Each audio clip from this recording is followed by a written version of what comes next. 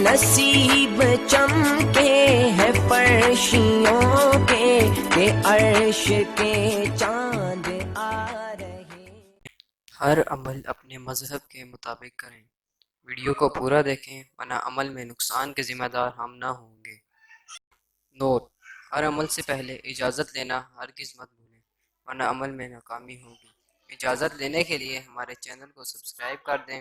ہماری طرف سے آپ کو مکمل اجازت ہوگی۔ شکریہ۔ السلام علیکم ناظرین، امید کرتا ہوں کہ آپ اللہ کے فضل و کرم سے ٹھیک ہوں گے اور ایک خوشحال زندگی بسر کر رہے ہوں گے۔ روحانی عملیات و وظائف کے چینل میں آپ کو خوش آمدید کہتا ہوں۔ جیسا کہ میں نے اپنی پچھلی ایک ویڈیو میں بتایا تھا کہ میں ایک حدیث اور روحانی علاج اور دوسری عنوان بتائے تھے، ان پر میں ویڈیو لے کر حاضر ہوں گا۔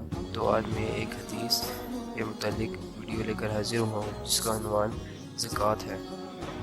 ویڈیو شروع کرتے ہیں۔ پہلے ہمیں یہ جاننا ہوگا کہ زکوٰۃ کیا ہے۔ زکوٰۃ کے لفظی معنی پاک ہونا، بڑھنا اور نشو و نما پانا ہے، جبکہ اصطلاح میں یعنی اسلام میں زکوٰۃ سے مراد وہ مالی عبادت ہے اس سے اپنی مال کی مقدار معین کے اس حصے کا جو شریعت نے مقرر کیا ہے کسی مستحق کو اس حصے کا مالک بنا دینا۔ اسلام میں اسے زکوٰۃ کہتے ہیں۔ زکوٰۃ یکم رمضان المبارک 2 ہجری کو فرض ہوئی، جبکہ اس کا مکمل نظام 8 ہجری فتح مکہ کے موقع پر قائم ہوا۔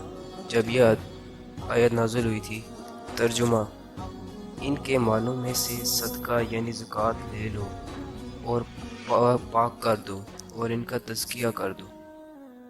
اب بتاتے ہیں صاحب زکوٰۃ کون ہوتے ہیں، یعنی زکوٰۃ دینے والے۔ جس شخص کے پاس نصاب زکوٰۃ 7.5 تولے سونا یا 52.5 تولہ چاندی یا اس کے برابر مالیت کی رقم ہو، صاحب نصاب کہلاتا ہے۔ زکوٰۃ کو اسلام میں بہت اہمیت حاصل ہے۔ قرآن میں بہت سی جگہ نماز کے ساتھ ساتھ زکوٰۃ کا بھی حکم دیا گیا ہے، جیسے ترجمہ: اور نماز قائم کرو اور زکوٰۃ ادا کرو۔ اللہ تعالیٰ کے عطا کردہ معاشی نظام میں زکوٰۃ کو بنیادی اہمیت حاصل ہے۔ زکوٰۃ آدم علیہ السلام سے لے کر حضرت محمد صلی اللہ علیہ وآلہ وسلم تک تمام انبیاء کرام کی شریعتوں میں فرض رہی ہے۔ قرآن پاک میں کئی مقامات پر نماز اور زکوٰۃ کا حکم ساتھ ساتھ آیا ہے۔ اس سے معلوم ہوتا ہے کہ نماز اور زکوٰۃ دونوں لازم و ملزوم ہیں اور ان کی ادائیگی ہر مسلمان کے لیے راہ نجات ہے۔ قرآن پاک میں 82 مقامات پر زکوٰۃ ادا کرنے کا حکم دیا گیا ہے۔ زکوٰۃ مالی عبادت ہے اور یہ اللہ کا حق ہے اور اسے ادا کرنے سے مال پاک صاف ہو جاتا ہے اور زکوٰۃ ادا کرنے والا بھی گناہوں سے پاک ہو جاتا ہے۔ اسی طرح حضرت علقمہ رضی اللہ تعالیٰ عنہ فرماتے ہیں کہ جب تمہاری جماعت رسول صلی اللہ علیہ وسلم کی خدمت میں حاضر ہوئی تو آپ صلی اللہ علیہ وسلم نے فرمایا، اسلام تب ہی مکمل ہوگا جب تم اپنے مالوں کی زکوٰۃ ادا کرو گے۔ زکوٰۃ ادا نہ کرنے والوں کے بارے میں قرآن مجید نے سخت وعید سنائی ہے، جس کا اندازہ قرآن مجید کی ان آیات سے ہوتا ہے۔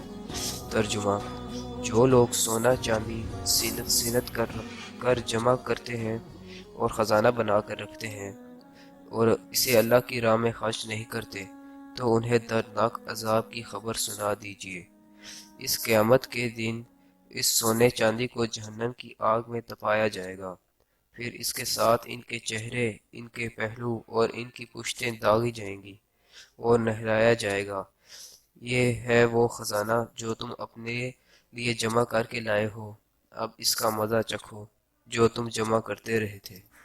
اس عذاب سے بچنے کے لیے اللہ تعالیٰ نے مال خرچ کرنے کی ترغیب دیتے ہوئے فرمایا، اور اللہ کی راہ میں خرچ کرو اور ہاتھ روک کر خود کو اپنے ہاتھوں میں نہ ڈالو۔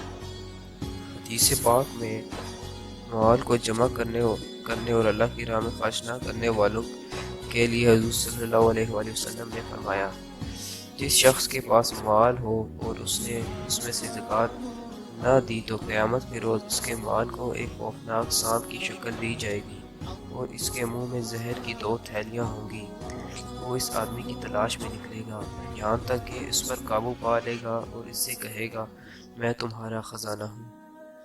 اسی طرح حضرت ابو ہریرہ رضی اللہ تعالیٰ عنہ نے ایک حدیث بیان کرتے ہوئے فرمایا کہ آپ صلی اللہ علیہ وسلم نے فرمایا، جس کو اللہ نے مال دیا ہو اور اس نے مال کی زکوٰۃ نہ دی تو وہ مال قیامت کے روز اس گنجے سانپ کی شکل میں کر دیا جائے گا جس کی آنکھوں پر سیاہ دھاریاں پڑی ہوں گی۔ یہ سانپ توپ کی صورت میں مال جمع کرنے والے کی گلے میں پڑ جائے گا اور پھر دونوں باچھوں کو چیرے گا اور کہے گا میں تیرا مال ہوں، میں تیرا خزانہ ہوں۔ یہ تمام آیات و احادیث اس بات کی طرف رہنمائی کرتی ہیں کہ ہم زکوٰۃ ادا کریں، اسے اپنے لیے دنیا اور آخرت کی کامیابی کا ذریعہ بنائیں، کیونکہ زکوٰۃ اسلام کا خزینہ ہے۔ زکوٰۃ سماجی فلاح کا ذریعہ ہے جو ہر بے سہارا کا سہارا ہے اور ایک مسلمان کو دوسرے مسلمان کی مدد کرنا سکھاتی ہے۔ لیکن اس نظام کو خراب کرنے والے دنیا میں بھی ذلیل اور رسوا ہوتے ہیں اور آخرت میں دردناک عذاب کے مستحق ٹھہرتے ہیں۔ یہ تھی آج کی کچھ آیات و احادیث زکوٰۃ سے متعلق۔ اگلی ویڈیو تک مجھ کو اجازت دیجیے۔ اپنا اور اپنے ارد گرد کا لوگوں کا خیال رکھیے۔ اللہ حافظ۔